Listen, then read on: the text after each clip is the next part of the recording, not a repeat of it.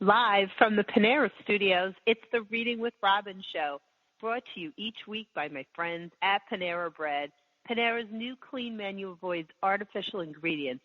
It's real food as it should be. Everything from the breads to the cookies, it's all fresh, well prepared every single time. The Panera menu has something for everyone. The clean menu features dishes with no artificial sweeteners, flavors, or colors from artificial sources. Also included are some of the whole and ancient grains that are so popular in healthful diets, such as the quinoa and beet salad with pecans. Another exciting addition, more vegetarian options, all at Panera Bread. And now, enjoy the show. It's hard to believe that it has been like 5 months since Amy Einhorn first put the galley for This Is How It Always Is in my hands. It's true. And it is pub day for This Is How It Always Is. My guest is Laurie Frankel, also the author of 2 previous novels, The Atlas of Love and Goodbye for Now. She lives in Seattle with her daughter and husband, and is thrilled to have her on Reading with Robin. Welcome to the show, Laurie. Thank you so much. Me too. I'm thrilled to be here. Pub day. It's a big day, right, Laurie? It's a big day. It's huge. I also find it really, really hard to believe. Like I said, it was August, so I was trying to give you a proper intro, all while doing math and spinning things at the same time. Yeah. Well, it was 5 months ago, and I was sitting with Amy, and she was so excited and handed me this gorgeous orange galley with this peel, and I said, "Oh my God, Laurie Frankel has a new book. Give it to me, please." And there's so much about that story that makes me so happy. Oh, well, it starts with Amy Einhorn. Yes, who is amazing. Book with Laurie Frankel. Yeah, I know. Yeah. It was magical, and I was so excited, and I started reading it then, and then, rereading in preparation for our discussion, but also reading that gorgeous essay that you wrote for Modern Love in New York Times. Thank you. Thank you. You're welcome. I never miss. I don't think I've ever missed. Well, I rarely miss. I guess you can't say ever or never. Sure. You're supposed to have those sweeping statements. I realize this. But I remember reading it, and I had, maybe it was a month or so after. And what was the feedback like that, the feedback on the column like for you?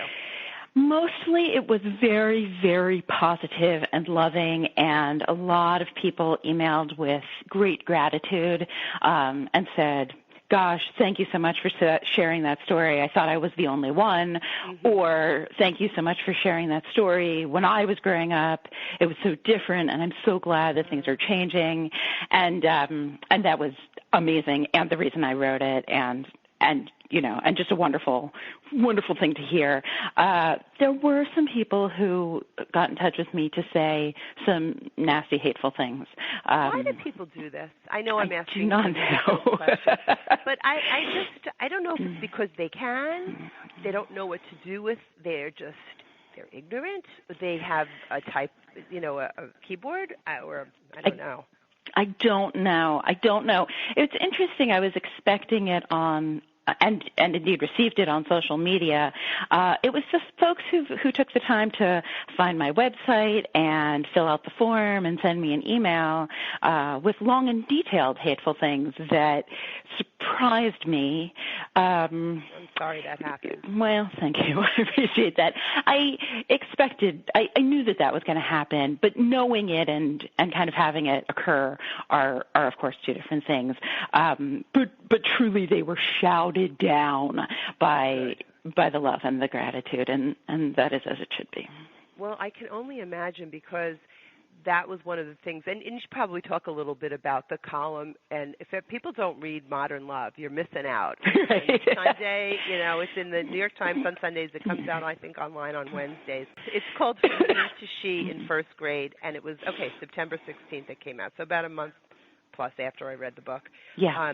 And, of course, to share your story, it's so heartening for me to hear that you heard from people who said how different it was, or it's always that one of, I thought I was the only one, yeah. where people do feel so isolated, depending on what's happening, and that the truth is nobody could ever be the only one of anything, but you don't really know that, right? I mean, how would that be possible? Yeah, and the solidarity on this one is huge. To hear from both people who have experienced this themselves and people who are experiencing it through their children, these are vast numbers of people. Which is what we're hearing. Look at the world being so different. So you're talking about, this was 6 years old? Your then son was 6 years old. Okay. Yes. And so talk a little bit about the story and then the nugget of the story for your book, which is out today, called This Is How It Always Is. And again, the cover, and it's all really gorgeous. It's and the beautiful. Title really makes you think. Oh, I know. It's beautiful. It's not mine. The line from the book is mine, yes, but I did not come up with that title, and I think they did a beautiful job with everything about covering and titling this book. They just did such nice work. The Modern Love piece is about my then son's 6th birthday, when we gave him a trunk of dress-up clothes. He was into putting on plays at the time, and still is, actually. Mm-hmm. And he pulled a dress out of this box and put it on and basically just did not take it off. And what seemed at the beginning to be just a kid playing around and just a phase, it quickly became clear to us that there was, in fact, more going on here. And she transitioned over the course of first grade, really in front of her entire school, into being a girl. And that is a remarkable thing to watch, and indeed it is unusual. But it also strikes me again and again, and struck me at the time again and again, how much it is. This is how it always is. That's what the title means. You never know. Who knows? That this is right. Is that kids grow up and they change, and when they're 6, they are different people than they were 6 months before, and different people than they're going to be 6 months from now. And that's true for everyone. So sometimes I thought, oh my gosh, this thing that's happening to me is so crazy, and I'm the only one, and this is so unusual. And sometimes I thought, this is par for the course. This is what parenting is. This is the whole experience of you don't know. You just don't know, and you have to be open to whatever shows up and figure out how to deal with it. And whatever that is, the specifics are going to vary, but in general, it's the same for everybody.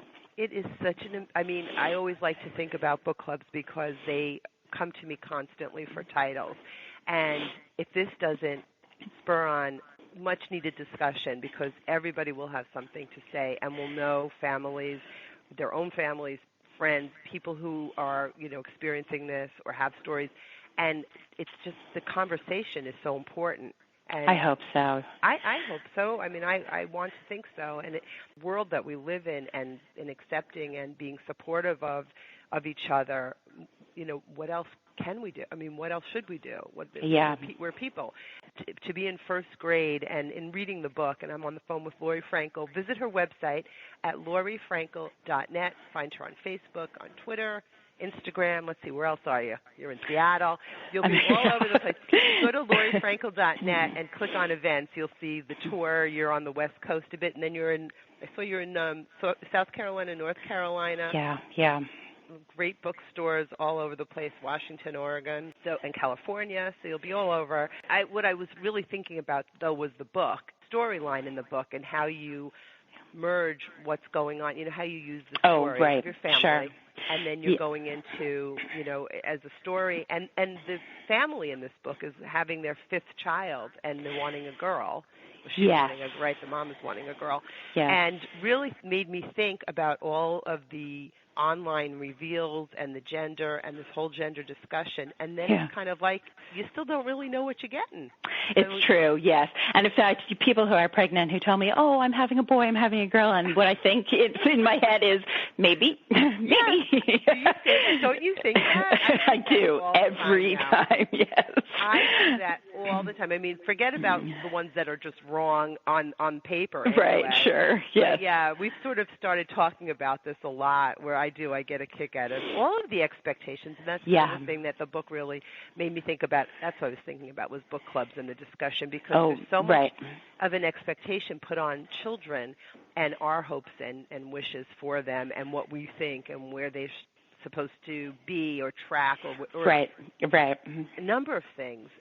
And then the very basic thing where you're handed this child, wherever you're handed this child, and you're told it's a girl or a boy. And many people are sort of somewhere, not necessarily fully one way or the other. So I think it's really interesting to talk about. So I think it's important, and I think it's a more open dialogue, I hope. I hope so too, and I think it is on lots of fronts. I think we're starting to talk about kids who are different in all sorts of ways, and how they can be best accommodated and served and honored at school and at home and in their communities. And I just think, of course, let's have more of that. Let us celebrate difference. Let us tell kids that however they are is a wonderful way to be, and and help them live in that place, rather than this is what we expect of you and you have to conform to this thing. Whether or not you are that thing seems more crazy to me. Crazy and a big waste of time. And a waste of time. So is there a time period, and I know parents, I'm sure, are reaching out to you, or different people are asking questions, of where, a parent or somebody that is in a child's life or anybody's life, really, that's trying to be supportive, where there's like an unknown sort of time period where you as the witness are trying to figure it out. Do you help guide, or do you just watch or just be supportive? I mean, what do you tell people if they ask you those sorts of things? What I have been doing when people ask me for advice is sending them to people who can actually answer that question. There are lots of people who are experts at this, and I'm certainly not one of them. And the book is fiction. It is completely made up. Right. It is not me, and it is not my kid. So I did a lot of research, and I certainly have a lot of lived experience. But in the way of helping people, there are so many wonderful organizations out there that are doing this work, who know far, far better than I how to help. And I've just been grateful to be able to, to pass people on to those. To direct them. Well, I think about reading the article about President Obama talking about the things that he's learned mostly were from novels. I just paraphrased that article, but I loved it and I posted it. But I think about how much we really do take from novels and how much research goes into them. And then, of course, with your Modern Love column and writing about your experience, people will definitely think that they're going to, for advice. But I know what you're saying about passing them along to folks who are really the forefront, and books to read and people to speak to and all of that. But you wind up sort of in the middle of this, of the truth of the novel and of the fiction, really. I mean, that's I feel like, for my money, that's the point of fiction, is that it is true. It's a different thing, and I just think that in general, the sort of general advice rather than the specific advice is you gotta love the kid who shows up, and you gotta wait and see what happens. And challenges will present themselves, and your kids will not conform on some front at some point. And so, so whatever it is, what you got to do is love that kid. Absolutely, I think that's just such a strong message. And there's always, when you're reading a book, the themes that come from a book, or when you're discussing them. And as I was reading this, and on the phone is Laurie Frankel. Her brand new novel, This Is How It Always Is out today. Visit her at lauriefrankel.net. Visit her on Twitter. What's your favorite social media platform, or where do you like to spend the most time or find it effective? Twitter, I think. Twitter is a nice place to connect with people. Social media I find to be a challenge in general, but Twitter is the one that I like best. Yeah.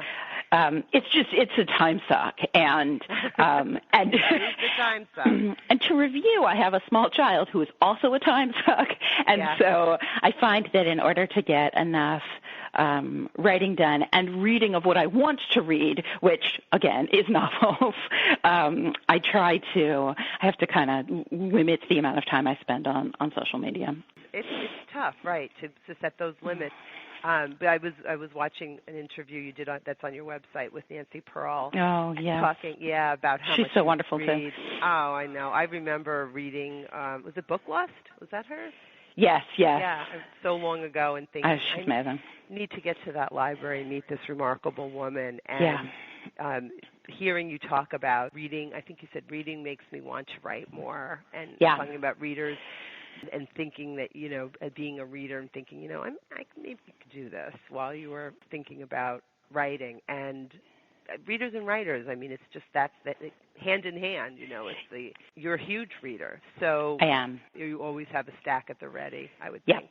That's exactly what it is. I always have a stack at the ready. My house is overflowing with books, which is a good thing to have your house overflowing with, but it does make you think sometimes that you need more furniture or a bigger house, which, of course, is a losing proposition because however many bookshelves you have, you'll have more books than fit on them. I'm sure there's some kind of really big scientific measure of how that would be going. Yeah, I'm sure. The theory of books and size of house, but it is. It's just like the lament of the reader, and book people get this automatically. There's that connection. This is how it always is. How long ago did you start, thinking about this storyline, and when did you say, okay, this is what I want to write about? Yeah, I started thinking about this as my kid started thinking about this, and as I started, doing research for my life, these things overlapped quite a bit. And in fact, at the beginning when I started writing the book, I didn't really think that was where my own kid was going per se. Mm-hmm. Interesting. I just thought, well, she likes to wear dresses. Right. And so I had started doing some reading and some research and some writing about it. It was my novelist brain thought that might be where it was going. My mama brain was kind of like, oh no, this is not that big of a deal. Mm-hmm. And frankly, in general, that has been my experience of the thing. The book was mostly an exercise in inserting plot and barriers and difficulties. Our own story is much smoother than that, for which I am extraordinarily grateful. But these things sort of overlapped and coincided. And so I was writing the book, I guess. Like thinking about it and sort of figuring things out? Yes, like thinking about it and sort of figuring it out for a couple years, from like summer of 2014. That's such a cool way to look at it, like something that you're sort of thinking about, you're sort of writing it, and things are sort of unfolding at the same time. And of course, like in our novels, we want, our characters to have so much thrown at them. So I'm glad that your own story, certainly. But people will ask and want to know, I get the nugget of the idea, and then, you're telling a story. It's just, this family, if you want to talk a little bit about Penn and Rosie and their children. I also just love the way it's written. Your writing is so clever and thank you. Charming, and it all just, I don't know. I just love the way you write, and I love the clever, the quirky little things that are in here, and the characters just are so, it sounds so trite to say, they're so real the way you write, but they just feel like that, like a real, this family and the humor in all of your writing is what I'm always so attracted to. Oh, thank you so much. That's so nice of you. It's, I think this is also the interesting thing about fiction is that from the writer's perspective, this feels nothing like my life because I made up these characters. They don't in any way resemble people I know because I made them up, and I spend almost as much time with them as people I do know, so they feel very made up to me. And the other thing that was in the nugget of the novel that was there from the beginning was that there were these 5 kids, and I am one of 2, and my kid is an only child. So that's hugely different. Yeah, absolutely. And that was all made up and really fun to make up, to kind of live for a little while in that world where I was part of a giant family, and because of that, it feels very fictional to me. Yeah, and I think that the sibling, I love the sibling connection between Rosie and Penn's children. The way they sort of care for each other, and have certainly real sibling moments, but also just that, actually that is sibling moments, for sure, ups and downs. I like to think of the positive sibling moments, and the caring, they care about their brother going off to school and what will people say. Yeah. And I love the way that Rosie sort of answers her children, in just this very positive, almost matter of fact, kids will sort of take information the way it's presented, and they can feed off of that energy either way. It just made a lot of sense that the story would sort of go along like this. But I love the care of the brothers caring, certainly how I guess it affects them as well. And it does, yeah. And I think that's a part of this story that is less often told, and so really important to tell, which is that this kind of a transition and transformation affects everyone in the family, because of course it does, and the ways in which that manifests, and the ways in which that's easy to forget and yet also really important, I felt like were really significant, to address within the story. And are you proud of the way the siblings sort of handle that in the book? I mean, you wrote them, but what do you think about these kids? What do you really think about these children you've written about, Laurie Frankel? They're my favorite part, frankly, of the book. And there was some discussion early on among early readers about, was it too many characters to develop? And I felt really, really attached to that idea. In fact, at the beginning, I thought, maybe it should be 4 girls and then they have a son, or maybe it should be 4 girls and they have a daughter, but then the daughter becomes a son, or maybe I played with all the genders and the different scenarios and how that would be different and how it would play out differently. But I was wed to those 5 kids from the start, and they were my favorite. They were my favorite part to write, and they remain my favorite part. Well, I'm glad that you stuck with them, as a mama bear would do. You fight for those children. Exactly. Keeping all 5 of those kids in this story. And this is how it always is. I love And this title. Is how it always is, yes. This is how it always, always, always is. And my, I have lots of friends who are parents with kids, and very few of those kids are transgender. But all of those kids have these challenges, and their parents don't know what to do about them, and then they guess and they try something and they hope it works, and if it doesn't, then they try something else. This is how kids are. But I feel like and how parenting is, I think. But the freedom for kids to grow up and know that no matter what shows up, they're going to go home and be loved, and they're going to go home and be valued for who they are. That's what I hope for our kids. I couldn't agree more, and I'm excited to share this book. It's out today. It's called This Is How It Always Is. You can't miss it. It's a gorgeous bright orange cover with this unpeeling of the orange, and it's Laurie Frankel's novel. Find her on Facebook, on Twitter, on Instagram. I loved your last Twitter, one of the last ones you wrote. Another nice thing about living in Seattle, when you can't sleep, the rest of the world is already up on Twitter. Yes, indeed. I love that. I love that. The only thing for me that's tricky is when I am on Twitter, then I feel like, people in the same time zone feel like you're fair game. The phone starts ringing, texts are coming, and I'm like, that was like a sleep tweet. I'm going back to sleep. I'm not really awake yet. It's tricky, right? It is a very civilized thing about the West Coast, is that people are already up by the time you're up, especially in publishing, which all happens in New York. I know, right? It's crazy. You just get. I know when I'm on the West Coast and I sort of I'm still doing my thing from there, I always think, this is so cool. I love this setup. I think, it works. It can work really well. Yeah. Well, I'm very happy that we got to have this conversation, and I look forward to readers getting their hands on This Is How It Always Is. Soak up all of the greatness of Pub Day. Thank you so much. With everybody. I am so glad to be here during it.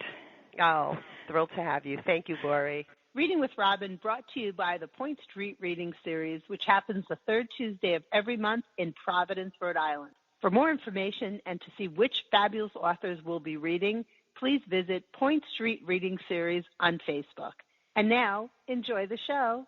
It's always a treat to speak with Chris Bohjalian, and when he has a new book out, I get excited months and months ahead and start like pounding away at the messages to his published saying, can I please speak to Chris? Got to chat about this book. And Todd is always so gracious to accommodate, and I am thrilled to be able to talk about the brand new book, The Sleepwalker, and to announce that Chris will be at Barnes & Noble in Warwick tomorrow. He'll be a lot of other places, and you can check his website. Chris Bohjalian is the author of so many of my favorite books, going back so many years to Skeletons at the Feast, Sandcastle Girls, Guest Room recently, Midwives was a #1 New York Times bestseller, and everybody remembers a selection of Oprah's Book Club. His work has been translated into many, many languages, and some have become movies, and they're best books of the year. They're written up everywhere. People love to read a book by Chris Bohjalian. It's always a thrill to have him on the show. Welcome to Reading with Robin. Welcome back, Chris Bohjalian. Robin, it's a pleasure to speak with you. You are a book goddess and one of the world's great interviewers. I love chatting with you about books on Reading with Robin or live and in person. It's always so much fun, Chris. I am such a huge fan, as you know, and I love following you on Twitter. I love when you come to do events, your storytelling. I always tell people you're such a charming gentleman, and you're such a gracious storyteller and listener. I love watching you interact with your readers at events. Well, I do love book tours. It wasn't all that long ago that my book sold briskly, but only among people with my last name. I try never to lose sight of that fact. Yeah, well, you can tell the appreciation and the love goes both ways, and there really is nothing. I know we did, I don't know, it was maybe a month or so ago on the Reading with Robin Facebook page, we did a giveaway of The Sleepwalker, and people were talking about your titles, and I always appreciate that you so graciously pop in, you know, when you're mentioned. You just sort of conjure up Chris, and there he is with a lovely comment, and your fans get such a kick out of that, really. Well, it's fun. I like the social networks. Yeah, you do. You're really good on it. You can find Chris on Twitter and on Facebook, and go visit chrisbohjalian.com to see where he is on tour. You're going to be here tomorrow night, like I said, in Warwick at Barnes & Noble at 7 o'clock. People should come early and get a seat because when you were here the last time, I remember it was standing room only, and they make us very comfortable at Barnes & Noble, so there will be room. But if you want a chair, you might want to get there a little bit early. So what is tour like so far for this one? You've been out on the road for a couple of weeks, right? Came out the 10th? I've been touring for 2 weeks. 2 weeks. No, 2 weeks. I started on the road on January 7th at Contoy's Auditorium in Burlington, Vermont. Since then, I've been in all 4 time zones. I've been in the Northwest, the Southeast, the Southwest, but it's really a treat to be back in Rhode Island tomorrow. I love Rhode Island readers. I've been meeting so many great readers across, not the big state, but the wonderful state of Rhode Island going back many years. They love you. I mean, your fans, I can see the activity on Facebook. People have been emailing me. Is it true? Is Chris really going to be at Barnes & Noble in Warwick on the 25th at 7 p.m.? Yes, it is true, I tell them. And this time, usually we give out rock and roll T-shirts, yes. But this time we've changed it up a bit, and we are giving away bags of swag. Things in the bags of swag are free books, my paperbacks. We're giving away Midwives and Close Your Eyes, Hold Hands and Sandcastle Girls. Oh, Great. That is really cool. I didn't want to ask because I know you have great stuff and people love the T-shirts were a huge hit. So I didn't want to ask and put you on the spot. So they've sent you out on the road with bags of swag? Bags of swag, yep. I love that. Yeah, the only downside is the T-shirts are really fun because you can throw them into the audience. You can't throw books into the audience. Chris, I swear, as you were saying that, I was picturing you here when you were doing that and throwing them out and thinking, you're such a nice guy. There's no way you're going to throw a bag at someone's head. I mean, you've got great aim, so you wouldn't do that anyway. But, what is the procedure, and how do you ever decide how these get? Is there like a quiz or like some kind of selection process?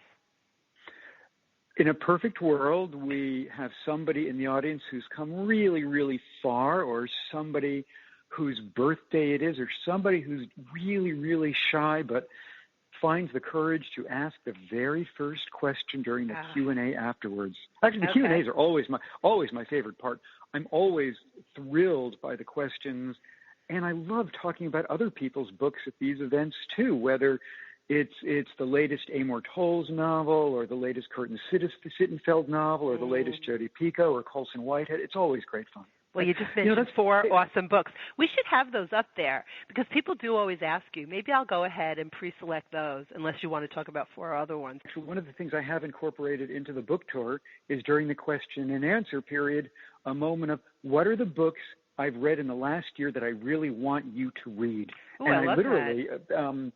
Now, what I will tell you, when I was at Parnassus Books in Nashville, I added a book to the list I hadn't read just because it was in the store manager's office, and I fell in love with the title. It was a children's book called Grandma, Tell Me About Sex. Oh, and drop the mic. Drop the mic, absolutely. I love that. It doesn't get better than a children's book called Grandma, Tell Me About Sex. Wow. And was there anything interesting, any tips that you've picked up that you'd like to share with the Reading with Robin listeners, or should we read our own copy? I think you have to see this book to believe it. I'm going to get this. I just wrote down the title. I love that you incorporated that, though, because there's nothing that readers enjoy more than certainly listening to the authors come there to talk to and listen about their book and all of that. But people want to know what other writers are reading. And then I'm sure from you must get titles to add to your already very high stack. Oh, I really do. When I was at the Tattered Cover in Denver, one of my favorite booksellers, Lisa Casper, said, because I needed to replenish my reading, I just finished the book that I brought with me for the first 2 days of the book tour, and I needed a new book. And she said, you need to read Julia Claiborne Johnson's Be Frank with Me. And I have just fallen in love with this book. Oh, that is such an awesome book, and I love Julia. She is just one of my favorite new people that I've met in the last last year. So she recommended Be Frank with Me. I love that there's that recommendation, and also that you started out your tour, I don't know how many you bring with you, and then you need more, and you're in the perfect place. So you're at bookstores, it's true. Right? Oh, yeah, no, that's right. Because I don't check my bags, and I will be gone for literally 3 weeks before I get home to my beloved Vermont. I only bring one book with me. I bring one trade paperback with me, knowing that I will replenish, 3 or 4 times in the next 3 weeks, because it's so easy to just get another trade paperback and have it with me for the next 2 or 3 plane rides. That's an awesome plan. And anything interesting? I know you're the one with the great book tour stories, and I love your stories, and I don't know which ones you'll be telling tomorrow night at Barnes & Noble in Warwick, but has anything extraordinary happened to you in the 2 weeks that you've been on the road so far? No, it's been a pretty wonderful book tour in that my laundries always come back to me with the correct underwear. You know I love that story, Chris. I just can't help myself. Yeah, no, it's been pretty uneventful, and I'm always grateful when the travel portions of a book tour are uneventful. Now that I've said that, of course, who knows what's going to happen in the last few legs of the tour, but I won't be held responsible for whatever I've just put out into the universe. And it's very funny. Well, I'm very excited. It sounds like it's going to be a real party tomorrow night at Barnes & Noble in Warwick, and people should come early. There's a Facebook page with the event information. You can sign up there or just come. But visit chrisbohjalian.com to find out where he's going to be, to see if on the rest of this tour he'll be near you. And then we've got to let him get back to his beloved 802 and do his thing, because that's what everybody wants to know. You give them a book and they want to know what's coming next.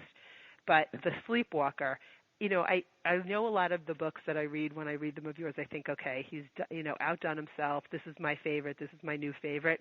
But there's something also about sleepwalking and dreams, and the way storytelling is so dreamy anyway, that maybe I really connected to. It could be the purple cover. I'm not sure, but this might be my new favorite Chris Bohjalian novel. I loved researching sleepwalking for this book. I thought I was going to write a book about dreams, that great Freudian abyss, the subconscious, and I was having lunch with the sleep doctor at the University of Vermont Hospital Sleep Center. I wanted to understand the physiology of the brain when we're dreaming, but he had just come from a patient who happened to be a sleepwalker, and our conversation rather naturally went there.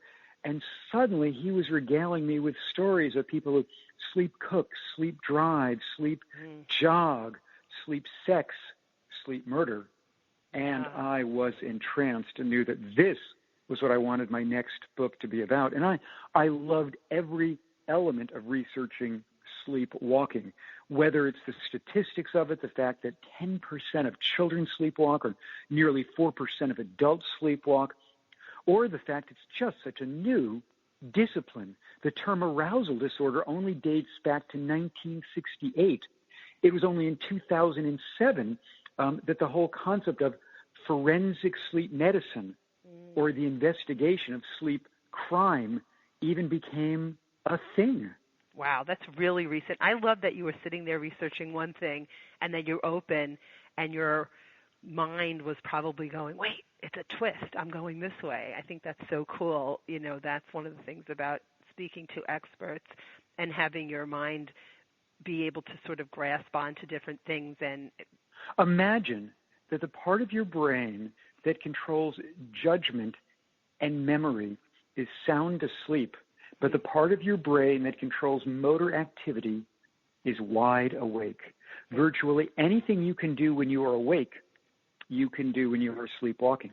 And so when I began this book, I had only the vaguest premise.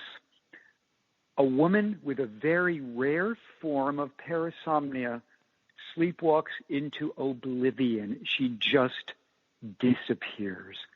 That's all I knew when I started this book. And the way I write most of my books, I depend on that great E.L. Doctorow maxim, writing a novel is like driving at night with the headlights on. You can only see 200 yards ahead of you, but you have to have the faith that eventually you will get where you're going. And that was how I approached this book. Because, you know, and I've also written books, obviously, about crime, Secrets of Eden. I've written novels about murder, but I've never written a book before about a missing person. And that research was really interesting to me, too. And I always love to give a shout-out when I talk about this book to one of my experts I spent a lot of time with when I was writing this book. He's a former Burlington, Vermont police lieutenant named Emmett Hellrick. But he's so interesting and so knowledgeable that when Gillian Flynn was writing Gone Girl in Minnesota, Emmett was her go-to cop. Oh, wow. He's got a great name, too. It's a great name. He does have a great name, Emmett Hellrick. I love that. I've used him before in other books, but this is the first time I was using him for a book about a missing person. Yeah, I mean, and you've written so many books that you think, okay, and then this is a new field, you know, this topic of missing person, but just the way you start out with that premise and not knowing where it's going to go from there, and reading this book and meeting the characters and the children of this woman who goes missing, the husband, the story, the responsibility of that the older daughter feels in her mother's missing. Should she have been should she have been there? Should she have been there at night? And just the whole storyline of the what their marriage was like. Was there suspicion there? I mean, just you throw so many things, and I just kept thinking like of all these things that she was able to do, like you say, that you could do while you were awake, and that part of your brain is working. It's just the ramifications of that obviously are just chilling. And I do view this as a book not just about sleepwalking and a missing woman. I view it as a book about secrets. All of the secrets between spouses, between parents and children, between lovers, all of the mysteries in all of our homes when the door is locked and the shades are sensibly shut. It's a book about secrets. Those are the most interesting things. And who knows them? Who knows a part of it? Who thinks they know something?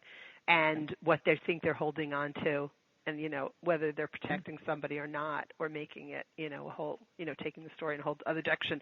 It's fascinating. I mean, there's nothing, is that part of the story writing process of writing around certain secrets and giving just enough, It is. And in a book like The Sleepwalker, a lot of it is walking that tightrope between dread and regret. I love what the Washington Post said about this book. They called it Neo-New England Gothic, dark, Hitchcockian. Yeah, and I just thought that is really spot on in terms of the mood that I was trying to set. The book is set in the year 2000, and it's about a lovely family of 4 in Vermont. Annalie Ahlberg is an architect with a very rare form of parasomnia who one night just sleepwalks and vanishes. And now her daughter, Liana, in the year 2017, in the present, is sharing with her readers the way that her family was forever damaged by her mother's strange, remarkable disappearance in the summer of the year 2000. Liana's a bit of an aspiring magician. Her kid sister Paige is an aspiring ski racer, and Warren, the husband, is a English professor at the nearby college. There's a 5th player in this drama, of course, and that is Gavin Reichert, the 33-year-old detective with the Vermont's Bureau of Criminal Investigation, who, as the novel progresses, has a relationship with Liana that is only, as we'd say on Facebook, complicated. Yeah, and I was wondering when he first sort of introduced what will be the connection, because there was a connection between Emily and this detective and their shared sleepwalking, right? But how he sort of comes back into the family and what those secrets are and what Leanna's trying to figure out. And also that idea of like guilt, I don't know if it's survivor's guilt or just guilt, and living with that and how that really permeates a life, and thus the complication is something that's really, there's so many things to talk about with this book. That's one. And you're I'm sorry, survivor guilt. You're absolutely right. That is an important part of this book and an important part of Liana's sensibility, that whole notion of regret. Being a Vermonter and loving New England, what is that, is that something that's really special to you about setting a book in that location? Oh, I love New England. And I think that there's something really special about the topography, whether it's the topography of Rhode Island on the ocean or the topography of Vermont near the Canadian border. And the great thing about Rhode Island is, just like Vermont, it's a really, really small state. We all know each other, and in some ways we are a microcosm for some of these seismic events occurring across the country. And I love it when New England is a character in a book, and I love it when New England's a character in my books. And I'm going to say that I've set far more books in New England than not. I'm going to say that 2/3 of my books have been set. Yeah, I'm looking at the titles, and I'm thinking, I'm looking at all of them, and I remember when you came here for Close, Your Eyes Hold Hands, and thinking about that setting. But no, I'm actually looking at your titles, because I do believe I've read them all. And while I don't remember locations all the time, as I'm looking at them, I'm remembering different pieces. And on the phone, Chris Bohjalian and I are talking about The Sleepwalker, his latest and my greatest right now at the moment, because I love them all. I guess it's like children, but I have to say this book really spoke to me in a lot of ways, and I'm really excited for people who haven't read it yet to get their hands on it and visit chrisbohjalian.com. Find him on Twitter, find him on Facebook. Always entertaining. I love, you check in with people, very responsive, and your readers love that. It's just such a thrill when a reader hears from the author, and it's that immediate exchange. Plus, they get to see you when you're on the road, and you will be at Barnes & Noble in Warwick tomorrow night at 7 o'clock, and it will be a lot of fun. You will be gently handing your swag bags out. They won't be throwing, although now I want to see you throw one. No. I've had readers tell me they've thrown my books against the wall when they finished reading them, but I never want to be the one to throw a book.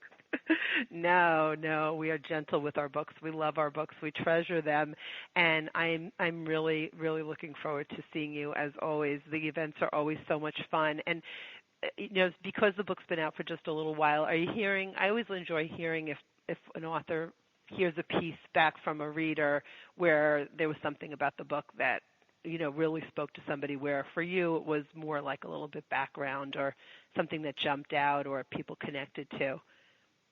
The part of the book I'm hearing about most that isn't about the sleepwalking, I'm hearing tons of amazing, strange but true sleepwalking stories. But the other part of the book I'm hearing about is, and it's deeply moving, there are passages, but there's one particular passage in the book where Liana is just talking about what it is like to be a reminder for all of your friends that death is everywhere, that death surrounds you. Yeah. And I've heard from widows, and I've heard from people who recently lost a parent, all about how that passage resonated with them, because whenever their friends see them, they are a reminder that death is inevitable, and it's haunting when they share these beautiful moments with me. Well, that part of the book, and I know, certainly we're talking about, because I think what Liana's talking about is everybody around them has sort of been lucky. They haven't either lost parents, they still have grandparents. You're right. Yeah, and that they looked at her, and there she is with the missing mother. It's that, wow, this really is going to happen at some point, and there's always that first one in a group or whatever it is, and there's that sort of mark and reminder. So that was chilling, because that really spoke loudly to me, and especially you've got this quote in the front by Sylvia Plath, "I am terrified by this dark thing that sleeps in me." And so it sort of sets the mood and the tone, and it's just all the best things that I love about reading. This is just one to you're in for a treat, soak it up, and just enjoy every page-turning moment in The Sleepwalker. And I'll see you tomorrow night at Barnes & Noble, Chris Bohjalian. This is always a pleasure. Thank you so much for being on Reading with Robin. Oh, Robin, I thank you so much for all that you do on behalf of books. Thank you.